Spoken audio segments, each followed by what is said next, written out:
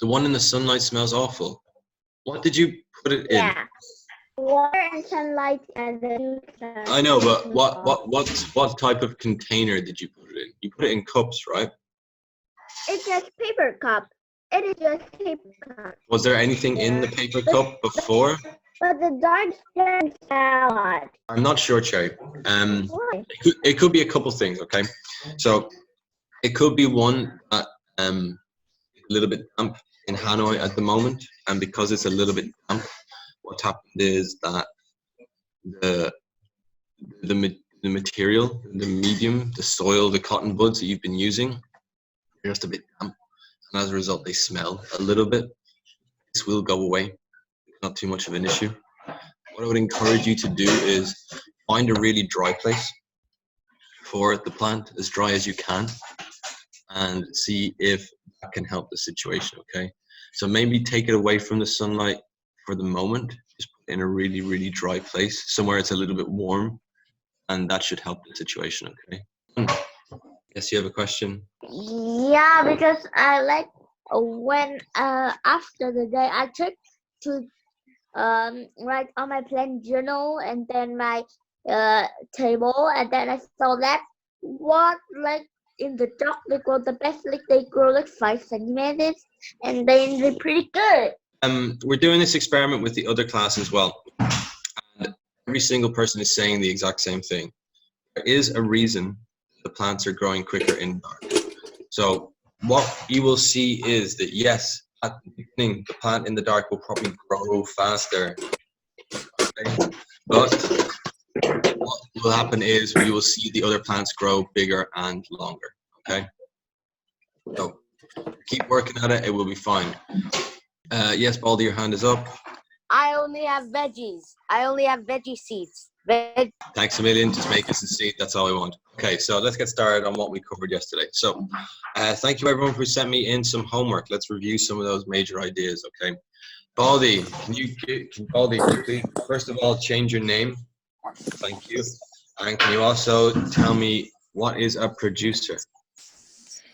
Producer is the kind of a living thing that produces food. Thank you. Winter, please give me another example of a producer. Grass. Grass, cool, good stuff. Okay, Pat, what does a plant use to make food? It uses sunlight.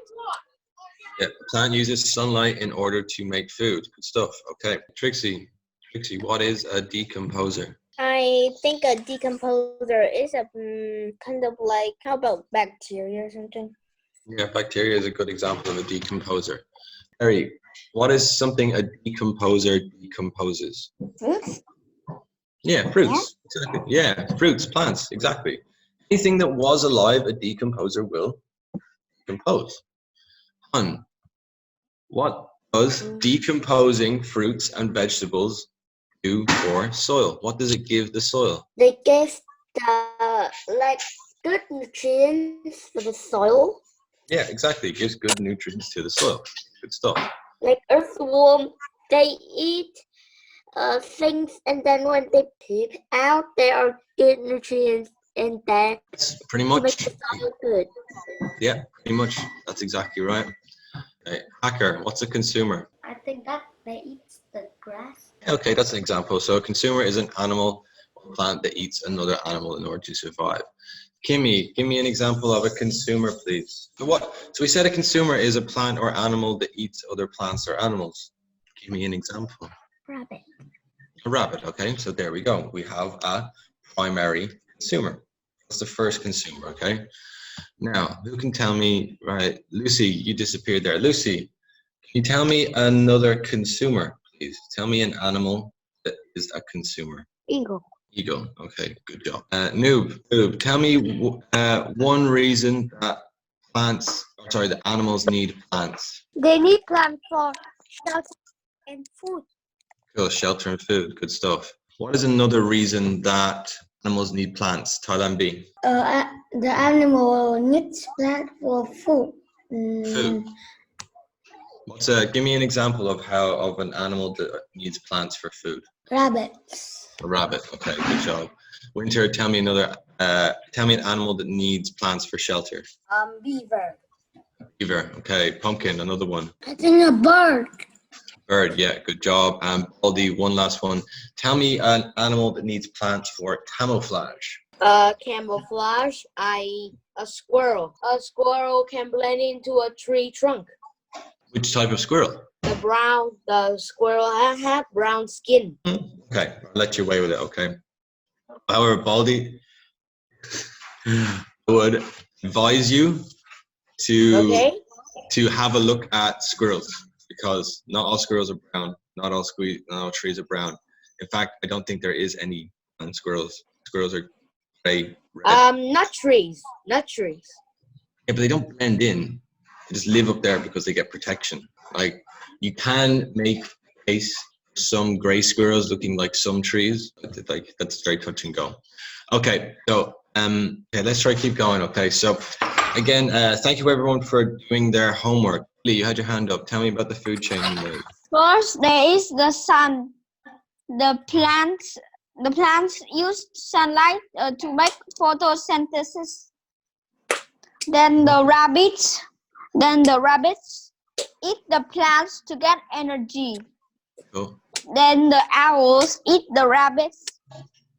Mhm. Then the crocodile eats the owl. The crocodile. The crocodile eats the owl. Yes.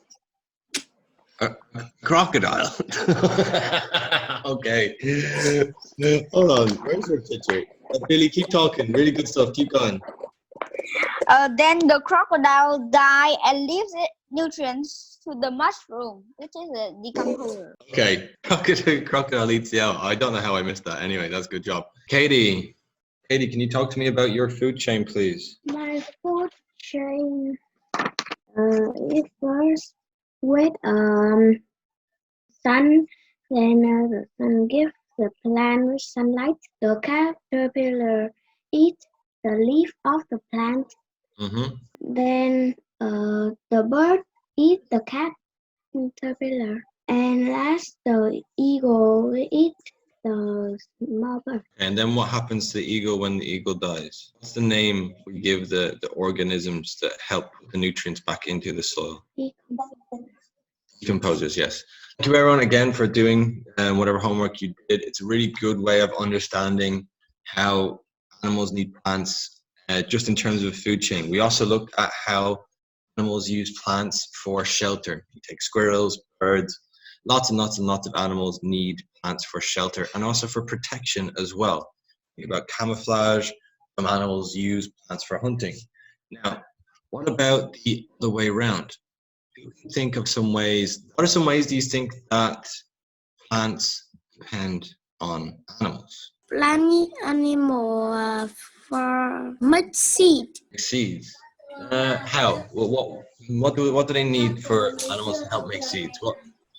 Let's try that. Okay, so you're right in some way. Okay, Rosie, what do you think there? How do plants need animals to make seeds? Some animals they eat the fruit and they left the seed on the ground, like something like that. Yeah, no, you're right as well. I'm going to come back to that too. Okay, don't worry, I'll get back to that. Pat, what way do animals help plants make seeds? Animals eat their fruits and drop seeds to help reproduce. Yeah, but okay, so what you're talking about there isn't helping make seeds, okay? It's helping move seed. So let's try that again. So, Noob, what is a way that animals help plants make seeds? The bee take the pollen from the flower and put it all on the ground. Yeah, good job. Well done, Noob. Excellent. So, animals, like, in terms of helping plants, there's quite a few ways, but you touched on two of the major ones, okay?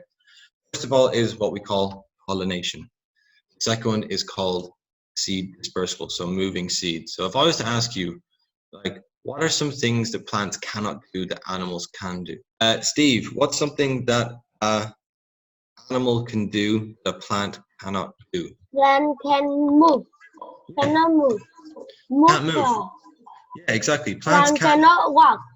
Exactly. Plants can't move. Plants can't really do these things.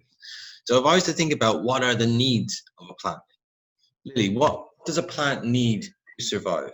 Plants need sunlight to survive. Plants need sunlight. Okay, Kimmy, what else do plants need? Water. Water. Cool.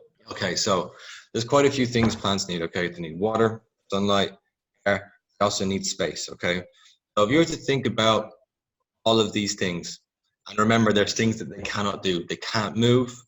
They can't go very far. Okay, there's things that plants are limited to. They're limitations. What plants have had to do is find ways to get what they need without moving.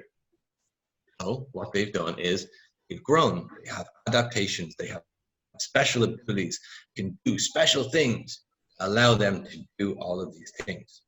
So what we're going to do is quickly look at, because we don't have that much time left, unfortunately, is we're going to look at the process of pollination. Now, what I'm going to ask you to do for your homework is I'm going to ask you to do some more study on this.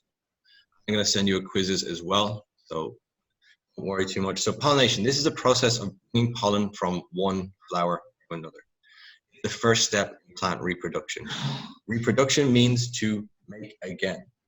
We're to think about reproduction for lions, it's a baby lion. For reproduction of a plant is having a baby plant or making a seed. How does a plant make a seed if it can't move at all? It needs to find a way to get pollen from one plant to another plant. This is the process of pollination. In order to do this, what lots of plants do is they take in they encourage animals, small little animals like bees, butterflies, hummingbirds, even these small little animals here walking on top of the rose, encourage them to come to the plant. They've got sweet smells. They smell really nice. They have colorful petals, so the plants go, ooh, shiny, and they go over and they get all the nectar at the bottom of it. So what they do is, one, get a sweet tasting sugar called nectar at the bottom of the plant. They get these bright petals, and they have a very, very nice smell. So the bee and the animals will fly along, buzz, buzz, buzz, buzz, buzz, buzz. Ooh, that smells nice. And they go in and they get the nectar. And as they're getting the nectar, they get covered in pollen. Now, to show you an example of where this comes from, okay? So this here, we're going to call this the stamen, okay? Stamen are the male parts of the flower.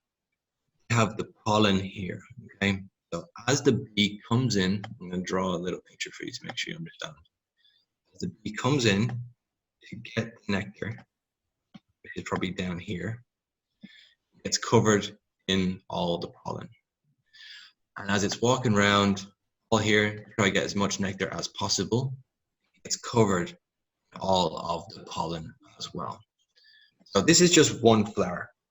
And as the bee flies away, buzz, buzz, fly, fly, fly, it flies to the next flower. As it comes to the next flower, pollen is trapped up here in what we call the stigma, or the female parts we call the pistil. So as it's coming to the next flower to try to get some more yummy, yummy sweet nectar, it lands here on the stigma, and what happens is the pollen goes all the way down here. From here to the ovary, it starts to make a seed or it makes a fruit. And from there, you have the beginning of plant reproduction, okay? So to go through that again, okay, to give you a better understanding, okay? So here you have the stamen, right? And all the pollen is here. And here you have the bee's tongue and its sweet nectar down the bottom. It goes all the way down and gets covered in all this pollen. Pollen on the wings, pollen on the legs, pollen on the body. Who's ever put their hand in a packet of crisps? When they come out, they've got crisps all over their hand, little bits of crisps stuck to their hands. The same process, the same thing happens with bees and getting some nectar, okay? So when it goes in here, it does the exact same thing to the next plant that it goes to. Because they're hungry, they like nectar, nectar is yummy. As they're going to the next plant, what happens is the pollen, they get stuck to them here. I'll draw some pollen on the bee. Dot, dot. Little pollen stars everywhere. so that when the bee goes to the next plant, pollen gets stuck here. As the pollen goes all the way down into here, and we get a seed to start growing. Okay? So if you were to see all of this whole process, it would look something like this, okay?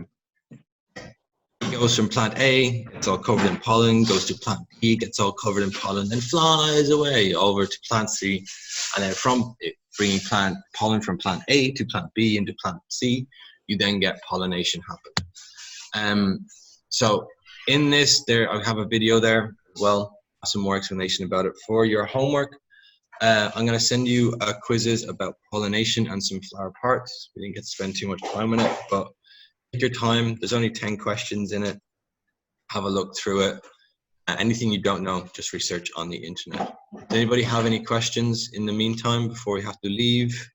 No? Okay, please keep working on your plant activities.